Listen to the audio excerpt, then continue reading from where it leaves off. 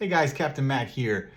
Quality is remembered long after price is forgotten. And I'm saying that now because uh, yesterday or 2 days ago, I was talking to a client and they got a quote that was less expensive than mine. And, I reminded them of that quality is long remembered after price is forgotten. And that's true. And in your own life, I'm sure you can point to many times where that's the case.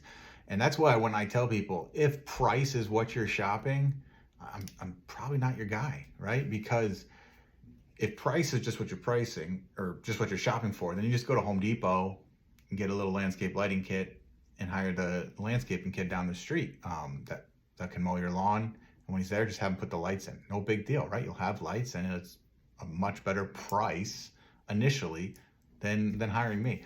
But not only do I use high quality American made landscape lighting, but the thing that even matters more than that is the service that you get from me before the sale, during the installation, and even probably more importantly, after the sale service, right? Like you can actually get a hold of us. We are well aware that sometimes mistakes happen and we fix them, right? Like it's that simple, right? Because a reputation is our after the service sales phenomenal. Ask around. Anyways, quality is remembered long after price is forgotten.